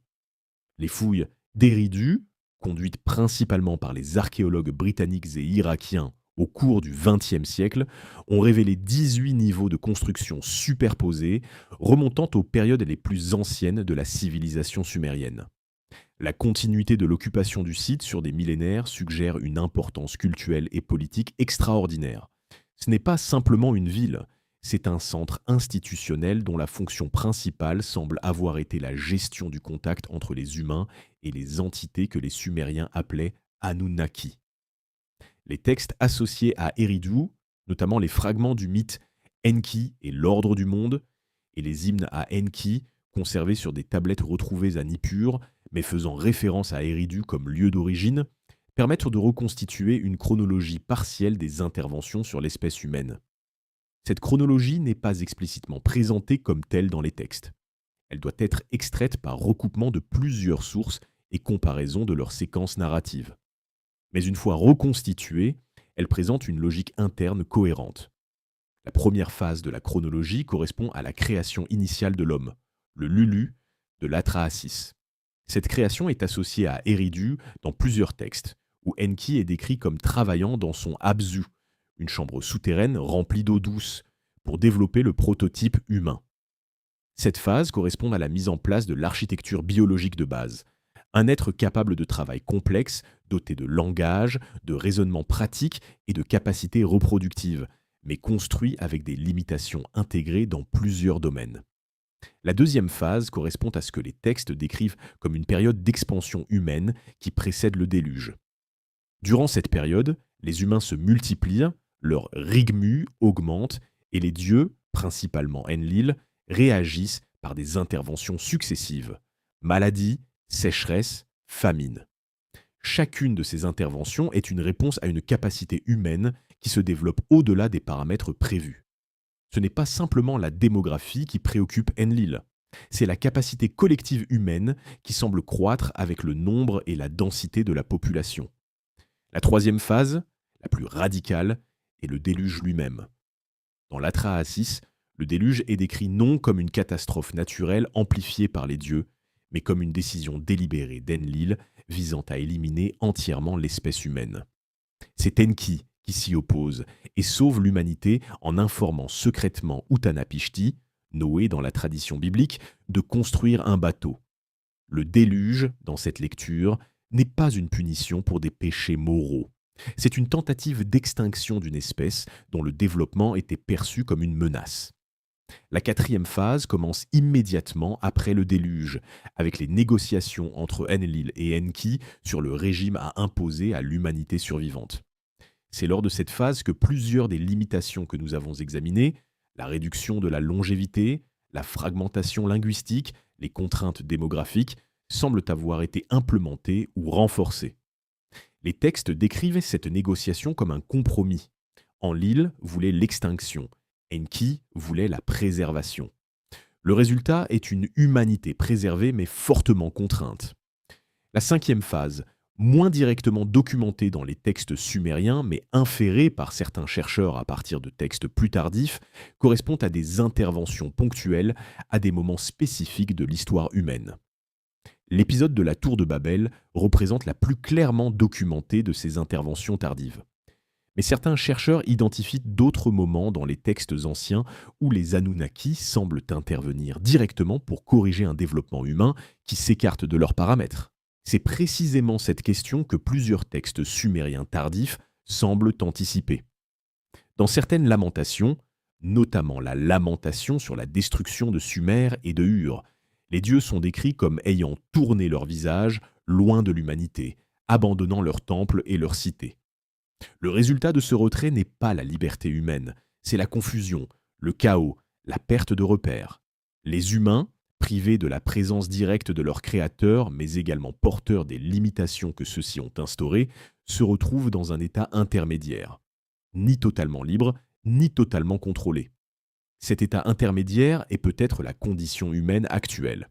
Les limitations biologiques et cognitives restent actives, mais leur auteur n'est plus présent pour en ajuster le paramétrage, ce qui laisse ouverte la possibilité, exploitée par toutes les traditions de développement humain, de la méditation bouddhiste aux pratiques chamaniques en passant par les sciences cognitives modernes, que ces limitations puissent être partiellement contournées, non par une intervention externe, mais par la compréhension de leurs mécanismes propres.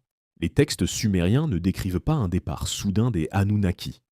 Ils décrivent un retrait progressif, s'étalant sur des siècles, accompagné d'un transfert partiel de connaissances et de responsabilités à des institutions humaines. Cette transition est documentée dans plusieurs genres de textes. Les hymnes royaux, les textes de sagesse, les lamentations sur la destruction des cités et les listes de prêtres.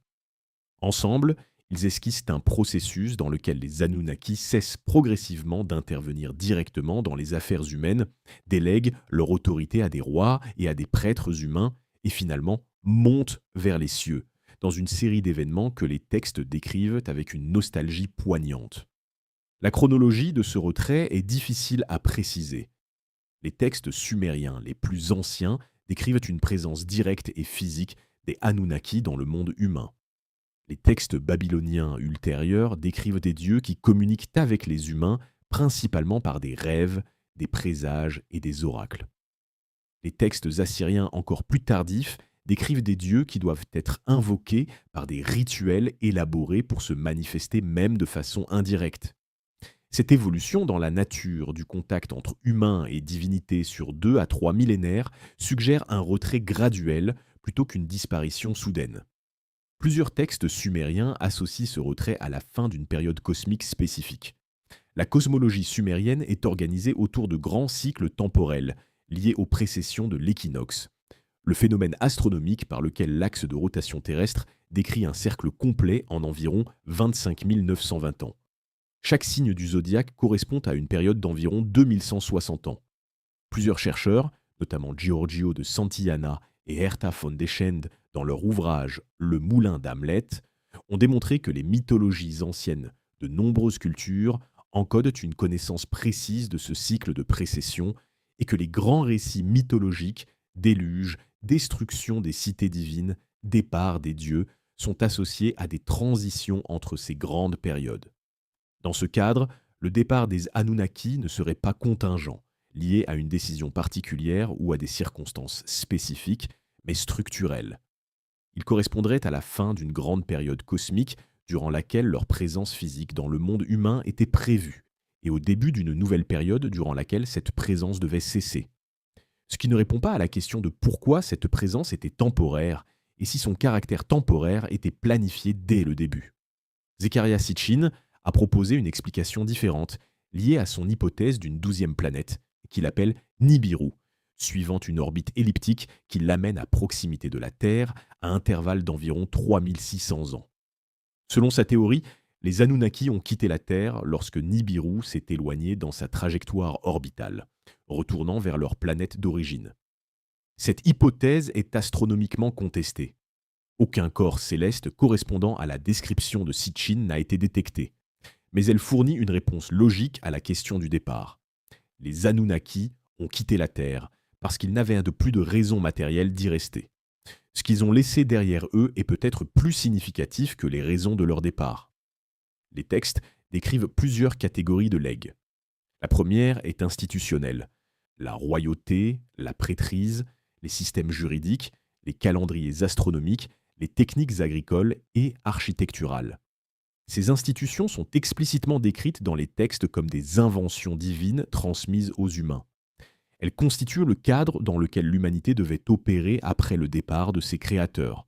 Ce cadre est précis, hiérarchisé et conçu pour maintenir un ordre social spécifique, un ordre dans lequel certains humains gouvernent et la grande majorité obéit, reproduisant à l'échelle humaine la hiérarchie qui existait entre les Anunnaki et leur création. La deuxième catégorie de legs est textuelle, les tablettes elles-mêmes. Plusieurs textes sumériens font explicitement référence à des tablettes de sagesse cachées ou dissimulées, destinées à être découvertes à une époque future. Dans le mythe d'Oannes, un récit babylonien tardif rapporté par l'historien Bérose au IIIe siècle avant notre ère, un être mi-homme, mi-poisson émerge de la mer et transmet à l'humanité l'ensemble des connaissances de la civilisation. Avant de retourner dans la mer, Oan cache ses connaissances dans des écrits destinés à être redécouverts plus tard. Ce motif de la connaissance cachée en attente d'être redécouverte est présent dans de nombreuses traditions associées au départ des Anunnaki. La troisième catégorie de legs, la plus troublante, est biologique. Si les Anunnaki ont modifié l'espèce humaine, ces modifications sont inscrites dans le génome de chaque être humain vivant. Elles ne nécessitent pas d'entretien externe pour persister. La réduction de la longévité, la suppression de la régénération, le verrouillage de la conscience, la fragmentation cognitive. Si ces interventions ont été réalisées au niveau génétique ou épigénétique, elles opèrent encore aujourd'hui, 4 ou 5 millénaires après le dernier contact documenté entre humains et Anunnaki. Ce legs biologique soulève une question éthique fondamentale que les textes eux-mêmes ne posent pas explicitement, mais que leur lecture alternative rend inévitable. Si l'espèce humaine a été délibérément limitée, est-il possible de lever ces limitations ? Et si oui, qui devrait décider de le faire et comment ? Ces questions appartiennent à un débat futur. Ce que les textes anciens apportent à ce débat, c'est une perspective qui manque au discours contemporain sur le perfectionnement humain. L'idée que l'état actuel de l'espèce n'est peut-être pas son état naturel, mais un état artificiellement imposé dont les origines remontent à une décision prise dans une assemblée divine il y a plusieurs millénaires. Si les capacités examinées dans cette investigation ont été délibérément désactivées dans l'espèce humaine, leur suppression n'a vraisemblablement pas été absolue. Les textes sumériens eux-mêmes décrivent des humains qui, dans des conditions précises, accèdent à des états ou à des capacités qui transcendent la norme ordinaire. Les rois et les prêtres qui reçoivent le zalag, la clarté cosmique. Les apkalus tardifs qui conservent une fraction de la sagesse des sages antédiluviens. Les individus choisis par Enki pour des missions spécifiques qui leur confèrent temporairement des capacités hors normes. Ces exceptions narratives ne sont pas des contradictions dans le système. Elles en sont des confirmations structurelles. Elles indiquent que les capacités désactivées ne l'ont pas été totalement et que certaines conditions permettent d'y accéder partiellement. Cette observation est cohérente avec ce que la biologie moderne connaît des systèmes génétiques. Une désactivation épigénétique n'est pas une destruction. Elle est une suppression de l'expression réversible dans des conditions appropriées. Des gènes silencieux peuvent être réactivés par des signaux environnementaux, par des changements biochimiques internes ou par des interventions externes spécifiques. Si les limitations humaines sont de nature épigénétique, des individus particuliers pourraient, pour des raisons génétiques ou environnementales, exprimer partiellement des capacités que la majorité de l'espèce n'exprime pas. Ces individus seraient perçus par leur entourage comme exceptionnels, mystérieux, voire surnaturels, alors qu'ils manifesteraient simplement une biologie légèrement différente de la norme. Le phénomène des enfants prodiges illustre cet argument d'une façon biologiquement concrète. Les enfants de 4 ou 5 ans ont démontré des capacités musicales, mathématiques ou linguistiques qui, dans le cadre d'une vie normale, nécessiteraient donc des décennies d'entraînement intensif pour être développées. Ces capacités ne sont pas acquises par apprentissage. Elles semblent être présentes dès la naissance, comme si certains mécanismes cognitifs qui sont normalement lents à se développer, ou qui ne se développent jamais complètement, étaient d'emblée fonctionnels chez ces individus. La neurologie n'explique pas entièrement ce phénomène, mais dans un cadre épigénétique, il serait cohérent. Des individus dont certains gènes liés à des capacités cognitives avancées sont moins fortement supprimés, pour des raisons génétiques ou environnementales, manifesteraient ces capacités spontanément. Les phénomènes de synesthésie, dans lesquels des individus perçoivent simultanément plusieurs sens lors d'une stimulation unique, voyant des couleurs en entendant de la musique ou percevant des formes géométriques en réponse à des odeurs, représentent un autre exemple de capacités perceptives hors normes qui sont biologiquement documentées. Les études d'imagerie cérébrale ont montré que les synesthètes présentent des connexions inhabituelles entre des régions cérébrales normalement séparées. Ces connexions ne sont pas absentes chez les non-synesthètes.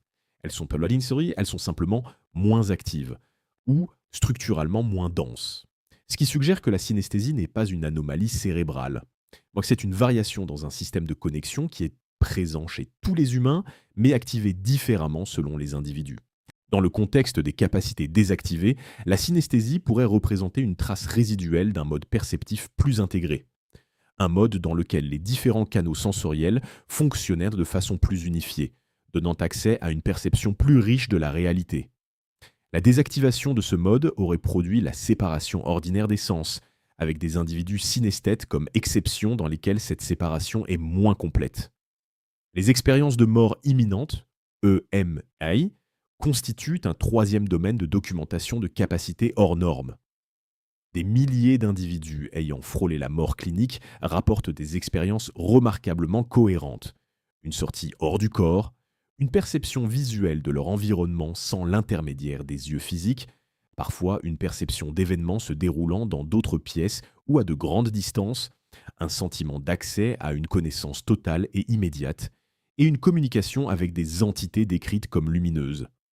Ces rapports sont anecdotiques, non reproductibles en laboratoire et impossibles à vérifier entièrement. Mais leur cohérence transculturelle, des expériences similaires rapportées par des individus de cultures, de religions et d'époques très différentes, est un phénomène qui demande une explication. Dans le cadre de l'investigation sur les capacités désactivées, les EMI pourraient représenter ce qui se produit lorsque les mécanismes de suppression biologique tombent temporairement.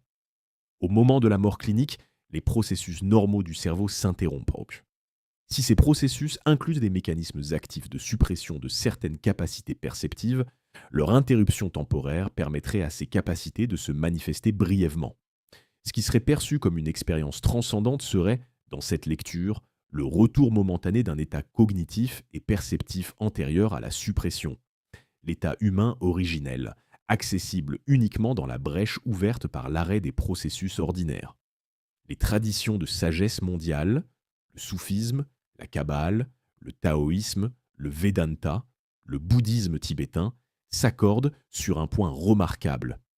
Les états d'éveil ou d'illumination qu'elles décrivent ne sont pas des acquisitions, ce sont des récupérations. L'éveillé ne devient pas quelque chose de nouveau, il retrouve quelque chose qui était perdu. Cette formulation, récupérer plutôt que développer, est précisément ce que la lecture alternative des textes sumériens postule. Et la cohérence de cette formulation à travers des traditions qui n'ont pas eu de contact direct entre elles suggère qu'elle encode une expérience réelle, celle d'un être qui reconnaît, dans certains états modifiés, quelque chose qui l'identifie comme plus fondamental que son état ordinaire. Certains chercheurs en neurosciences ont proposé le concept de filtre cérébral pour décrire cette dynamique. Le cerveau ne serait pas un générateur de conscience, mais un filtre, un mécanisme qui réduit et sélectionne un flux d'informations beaucoup plus vaste pour produire la perception ordinaire, adaptée à la survie dans un environnement physique spécifique. Le philosophe Henry Bergson avait proposé une idée similaire au début du XXe siècle, et Aldous Huxley l'a développé dans Les portes de la perception. Dans ce cadre, les états de conscience élargis ne révèlent pas quelque chose de surnaturel. Ils révèlent ce qui est normalement filtré par les mécanismes cérébraux ordinaires. Et ce qui est filtré, c'est précisément ce que les textes anciens décrivent comme l'état humain originel, une perception directe, non filtrée et non fragmentée de la réalité. Le corpus des tablettes cunéiformes est vaste, et son déchiffrement est loin d'être complet. On estime que plusieurs centaines de milliers de tablettes et de fragments d'argile inscrits reposent dans des réserves de musées à travers le monde. British Museum, Musée du Louvre, Vorderasiatisches Museum de Berlin, Oriental Institute de Chicago, sans avoir été entièrement traduits ou publiés. D'autres fragments sont encore en attente de traduction dans des institutions irakiennes dont les collections ont souffert des décennies de conflits.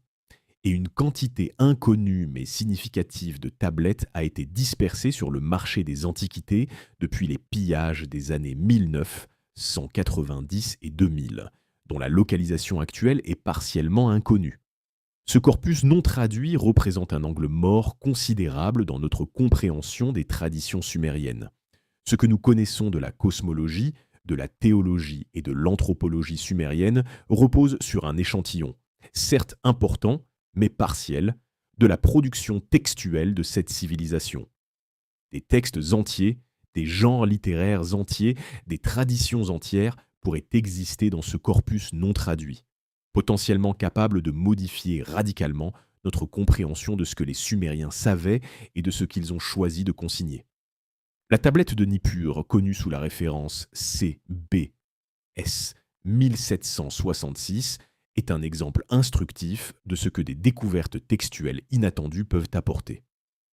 Publiée et traduite relativement récemment, cette tablette contient une carte astronomique de la nuit du 29 juin 3123 avant notre ère, décrivant la trajectoire d'un objet céleste. Son interprétation reste débattue, mais elle a démontré que les Sumériens possédaient une précision astronomique que la recherche conventionnelle sous-estimait. Si une seule tablette peut révéler un tel niveau de sophistication, l'ensemble du corpus non traduit pourrait contenir des informations comparables sur d'autres domaines. Plusieurs assyriologues ont noté que les textes connus présentent parfois des références à des tablettes secrètes ou à des tablettes cachées, dont le contenu était réservé aux initiés. Dans l'épopée de Gilgamesh elle-même, la tablette d'introduction décrit Gilgamesh comme l'auteur d'une inscription sur une tablette de lapis-lazuli cachée dans les fondations de la muraille d'Uruk, contenant la connaissance de ce qu'il a vu et vécu. Ce motif de la connaissance cachée dans les fondations est également présent dans d'autres textes, suggérant une pratique réelle d'archivage de textes considérés comme trop dangereux ou trop sacrés pour une diffusion ordinaire. Des textes hermétiques égyptiens, notamment le livre de Thoth, décrit dans des sources gréco-romaines tardives, font référence à des livres cachés dans un temple hermétiquement clos, écrits de la main de Thoth lui-même, l'équivalent égyptien d'Enki, et contenant la totalité de la connaissance cosmique. Que ces livres aient existé physiquement ou non, la tradition d'une connaissance cachée et inaccessible est cohérente avec ce que les textes sumériens eux-mêmes décrivent comme une organisation délibérée du savoir. Certaines connaissances sont universellement accessibles, d'autres sont réservées aux prêtres, d'autres encore semblent ne jamais avoir été transmises à aucun humain. Ce niveau de connaissance jamais transmis est peut-être le plus significatif dans le contexte de cette investigation. Si les Anunnaki ont délibérément désactivé certaines capacités humaines, il est logique qu'ils aient également choisi de ne pas documenter cette désactivation dans des textes accessibles.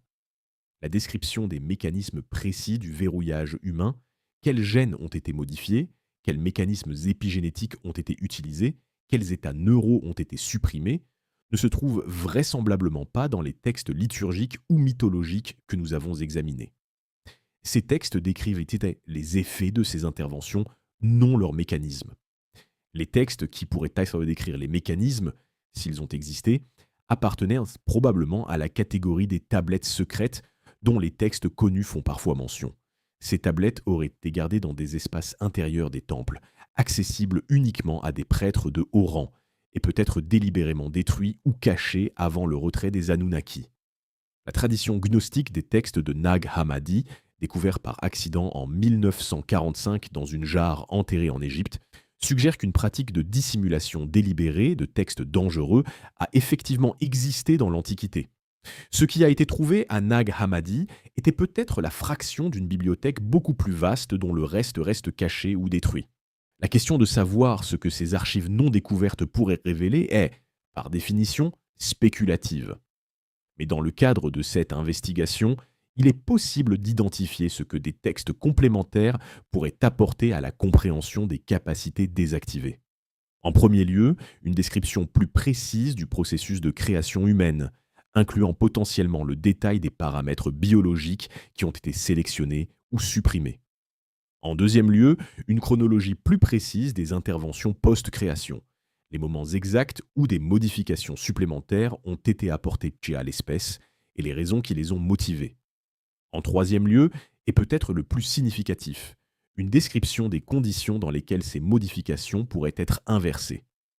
Cette troisième possibilité est celle qui intéresse le plus les chercheurs alternatifs, et c'est aussi celle qui suscite le plus de scepticisme chez les spécialistes académiques.